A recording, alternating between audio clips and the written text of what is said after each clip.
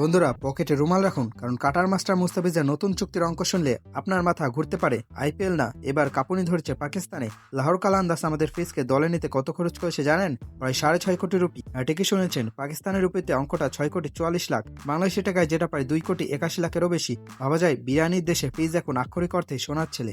লাহোর আর মুস্তাফিজের প্রেম কিন্তু নতুন না। সেই 2016 আর 2018 সালে যখন ফিজের কাটারে ব্যাটাররা নাচতেন, তখনও তিনি লাহোরের জার্সিতে মাটকা পেয়েছেন। মাঝখানে কয়েক বছর বিরতি ছিল, হয়তো লাহোর ভুলেই গিয়েছিল যে ফিজের কাটার ছাড়া তাদের ডেরায় ধার কমেছে।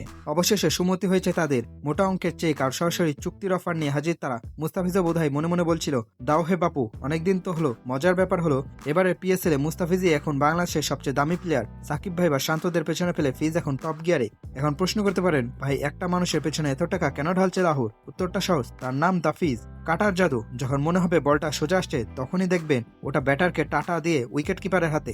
অভিজ্ঞতা পিএসএল থেকে আইপিএল, মুস্তাফিজের ঝুলি এখন অভিজ্ঞতায় ঠাসা। ইম্প্যাক্ট, পাকিস্তানের পিচগুলোতে সচরাচর পেসাররা সাহায্য পায়, আর পিচের স্লোয়ারগুলো সেখানে ব্যাটারদের জন্য যেন এক একটা বিষাক্ত বোমা। লাহোর কালান্দাস বোধহয় ভাবছে, শাহিন আফ্রিদি আর হারিস রোপের সাথে মুস্তাফিজ যোগ দিলে বিপক্ষ দলে ব্যাটারদের তো নাকে দিয়ে খোয়াদ দিয়ে ক্রিজ ছাড়তে হবে। সোশ্যাল মিডিয়ায় তো অলরেডি আলোচনা শুরু হয়ে গেছে। কেউ বলছেন, ফিজ ভাই এবার লাহোরে গিয়ে শুধু কাটার না, কাশি বিরিয়ানিটাও ভালো করে খেয়ে আসবেন। আবার কেউ বলছেন, ভাই এত টাকা দিয়ে কি করবেন, আমাদের একটা ট্রিট তো হবেই। আসলে বাংলাদেশের সমর্থকদের জন্য এটা গর্বের, কারণ ডিরেক্ট সাইনিং মানে হলো দল আপনাকে কতটা গুরুত্ব দিচ্ছে। মুস্তাফিজ যখন ফুল ফর্মে থাকেন, তখন বিশ্বের যে কোনো ব্যাটার তার সামনে কাঁপেন। আমরা আশা করছি পিএসএল এর উইকেটগুলোতে তিনি আবারও সেই 2016 সালের পুরনো রূপ দেখাবেন। লাহোর কালান্দাসকে চ্যাম্পিয়ন বানিয়ে যখন ফিজ হাসি মুখে ফিরবেন, তখন সেই হাসিটা হবে আরো দামি। মুস্তাফিজের এই রাজকীয় প্রত্যাবর্তন নিয়ে আপনার কি মনে হয়, 6.5 কোটি রুপির মর্যাদাকে তিনি মাঠে দিতে পারবেন?